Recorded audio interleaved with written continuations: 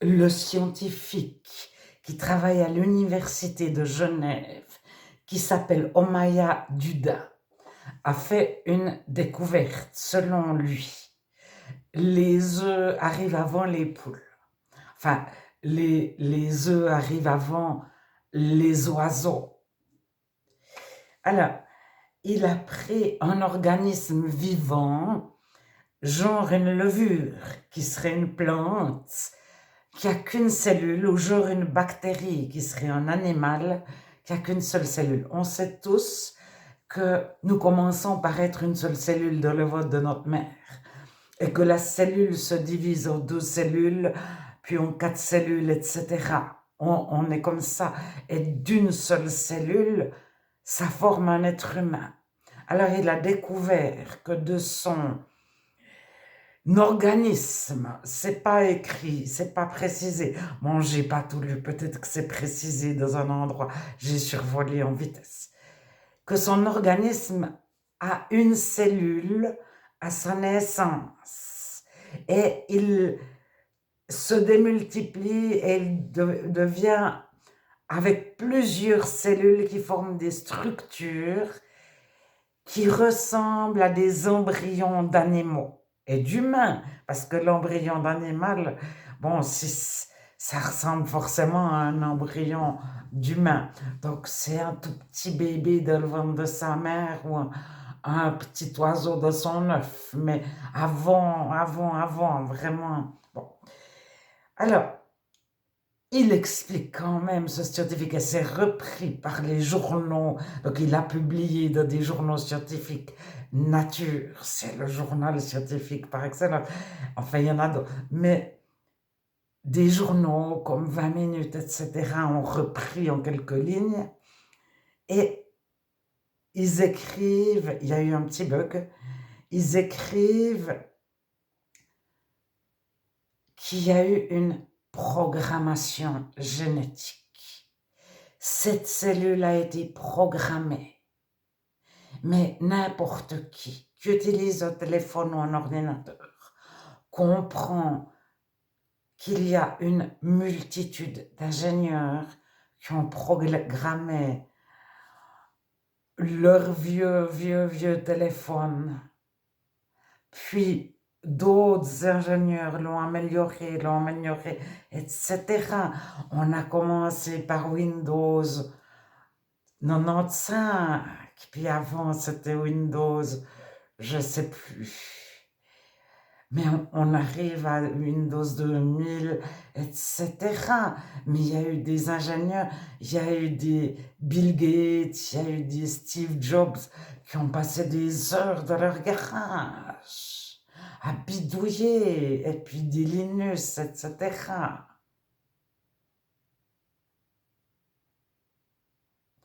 Alors,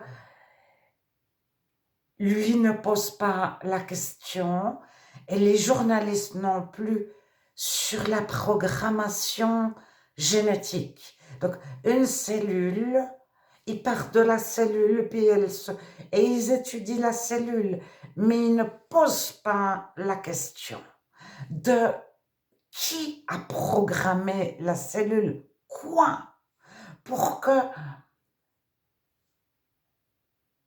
Alors, c'est écrit noir sur blanc que cette cellule a été programmée. Mais que vous allez faire vos courses, vos commissions, même si vous n'avez pas tellement d'idées, quand vous êtes dans le supermarché ou au marché, dans un petit magasin, vous vous représentez votre frigo. Tiens, est-ce qu'il me reste du beurre?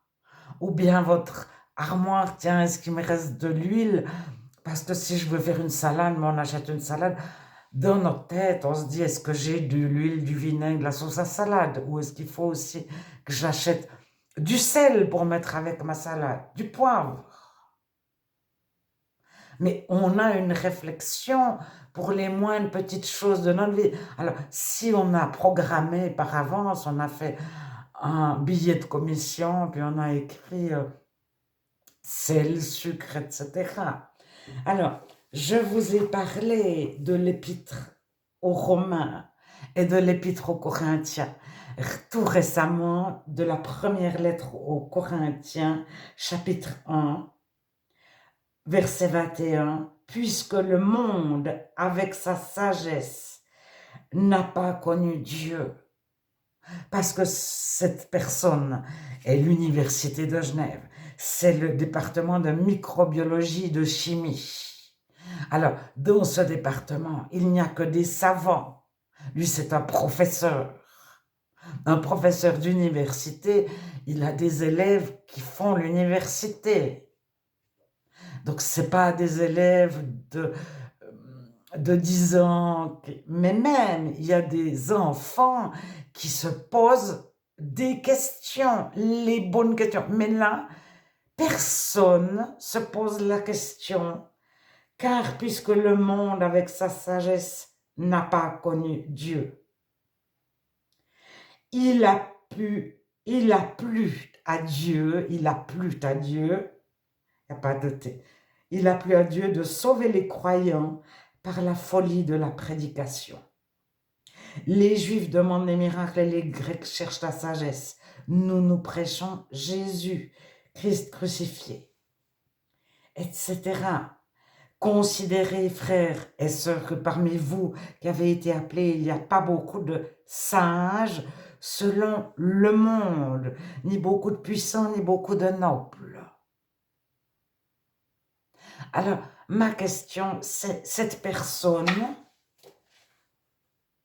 est-ce qu'elle s'est posé la question de la programmation? Est-ce que cette recherche-là va la pousser à chercher ce que c'est que la programmation génétique?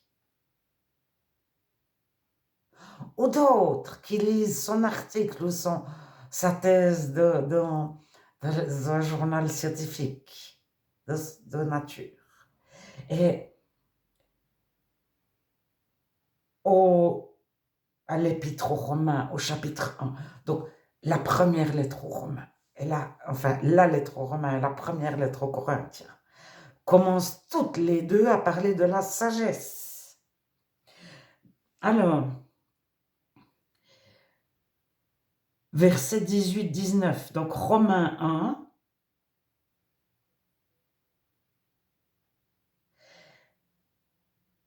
« 20. Les perfections invisibles de Dieu, sa puissance éternelle et sa divinité se voient comme à l'œil, donc comme à l'œil nu, depuis la création du monde, quand on les considère dans ses ouvrages. » Alors on se dit que le biologiste, il étudie la vie. La biologie, c'est la vie. Alors, comment il peut penser que cette cellule, mais il écrit, elle a été génétiquement programmée. Mais ça ne l'intéresse pas. Et les journalistes qui reprennent ce qu'il a trouvé, etc., mais ils ne soulèvent pas la question de la programmation génétique. Mais pour programmer, il faut un programmeur. Rien que le vocabulaire, mais c'est d'une logique enfantine. Alors, en Romains, ils se sont égarés dans leurs pensées et leur cœur sans intelligence a été plongé dans les ténèbres. Se vantant d'être sages, ils sont devenus fous. Alors, les millions de francs qui sont investis dans des universités pour rechercher comment fonctionne une petite cellule. Alors, parfois, ça peut déboucher sur un médicament ou... Mais sinon, alors, bon, dans cet article, il précise en long et en large que cette cellule a des milliards d'années. Donc, quelque part, c'est « je vous montre que la Bible est fausse ».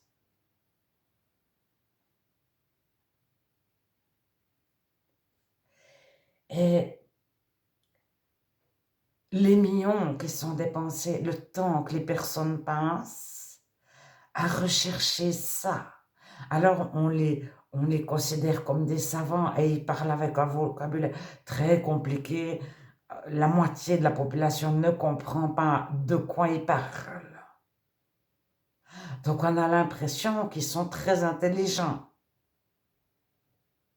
Et Dieu leur dit qu'ils sont devenus fous. Alors, 1 Corinthiens 1, 19, aussi est-il écrit, je pose déjà dans l'Ancien Testament, je détruirai la sagesse des sages et j'anéantirai l'intelligence des intelligents. Où est le sage? Dieu n'a-t-il pas convaincu de folie la sagesse du monde? Car puisque le monde avec sa sagesse n'a point connu Dieu, dans la sagesse de Dieu, il a plu à Dieu de sauver les croyants par la folie de la prédication.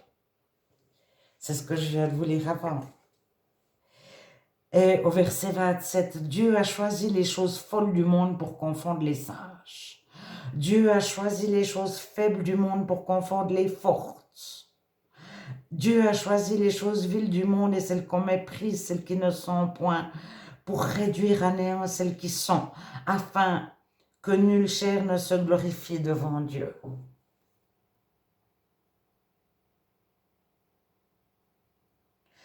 Que celui qui se glorifie dans le Seigneur. Mais le fait de réfléchir, ça nous vient de Dieu. Note la sagesse du sage. Il ne peut rien d'être sage ou intelligent. Et il fait des recherches, c'est même pas son argent. Alors, moi, ma question, c'est est-ce qu'il y a un système qui est organisé à un moment donné, à force de vouloir prouver que Dieu n'existe pas, les gens sont enfermés dans ce système. S'ils veulent dire autre chose, ils n'arrivent plus à soulever la question comment est programmé génétiquement cet organisme. Qui l'a programmé? Comment? À la base, il y a des programmes. Alors, je sais pas, moi, c'est un petit peu comme si on nous cache l'essentiel et puis on nous met en évidence. C'est pas très important de savoir ce qu'il a découvert. C'est une petite chose, mais elle est mise en grand et personne ne pose la question qui a programmé sa cellule, enfin son organisme qui n'a qu'une cellule, mais il se démultiplie. Bon. Alors, je pense qu'à un moment donné, à force de vouloir prouver que Dieu n'existe pas, que la Bible est fausse et tout, ces scientifiques, même si ils auraient des questions, ils n'arrivent pas à les poser. Lui, s'il commence de parler de Dieu, est-ce que l'université de Genève va continuer de l'engager? Mais l'université de Genève, c'est des personnes. Ça n'existe pas. L'université de Genève prend une décision. Qui prend la décision? Alors, la personne qui prend la décision, elle est tout autant coincée que ce scientifique. Parce que si elle dit autre chose, elle perd son budget, elle perd sa place de travail.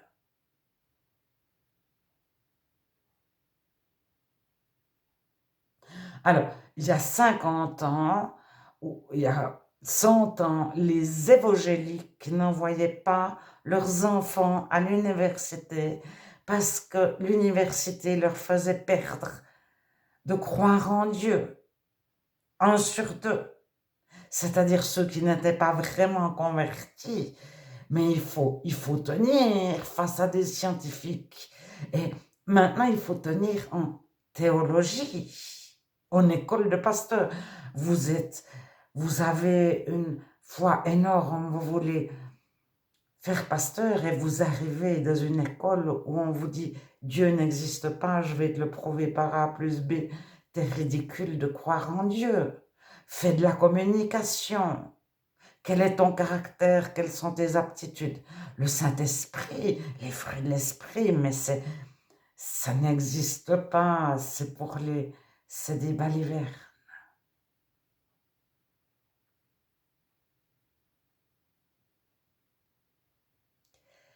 Alors que le scientifique qui étudie la biologie renie Dieu, mais que l'école de théologie renie Dieu. Alors, si elle le renie ouvertement, et qu'il y a encore une possibilité de dire on n'est pas d'accord, je vais à la limite arrêter cette école ou bien je vais... Mais parfois c'est plus perfide. C'est de la manipulation. On ne dit pas à la personne que Dieu n'existe pas ou moi je crois pas, je suis ton prof, mais moi Dieu... Mais on l'amène petit à petit à douter, ou bien on l'occupe.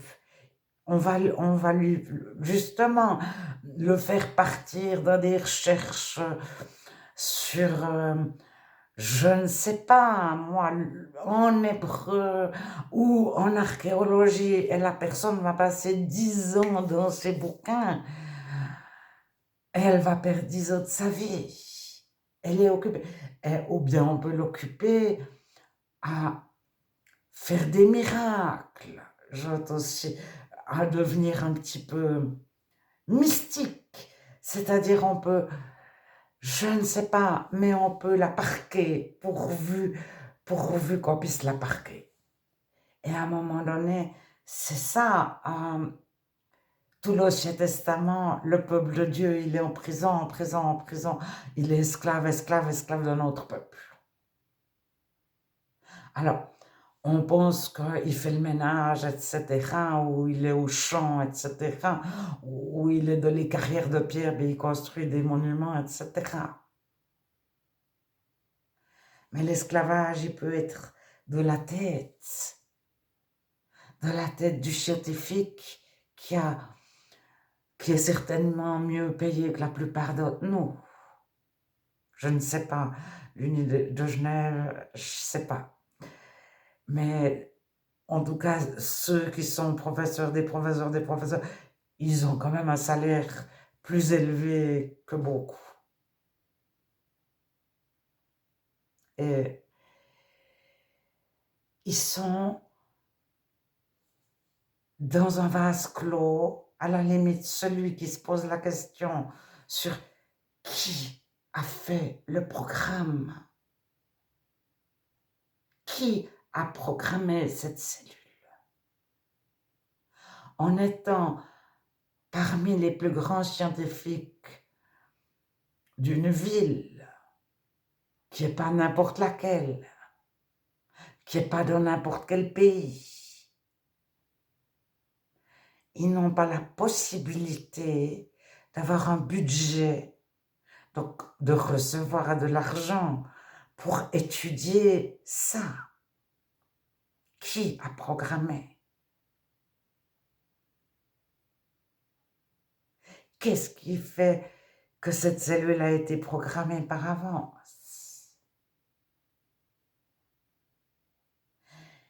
Et ces personnes sont enfermées dans un système. Et devenir chrétien, c'est souvent perdre son travail. Alors on parle que les musulmans au Maghreb perdent leur travail. Tu es devenu chrétien, mais c'est fait de façon ouverte. C'est ouvertement que tout le monde sait.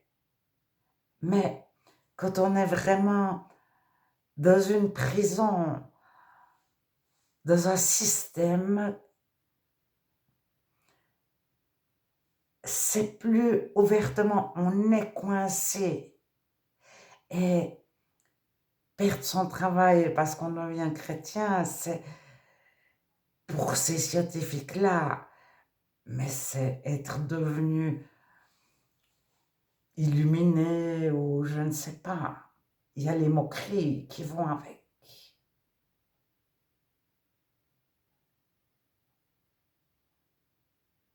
Alors, c'est pour ça que c'est beaucoup plus facile quand on est petit de la société. Bien que, bêtement, dans une société pyramidale, il y a peu de personnes qui sont en haut. Donc, proportionnellement, s'il y en a 10% qui se convertissent du bas, ça fait énormément de personnes. Et si 10% deviennent chrétiens du haut de la pyramide, des nobles, des puissants, des riches, ça fait très peu de personnes.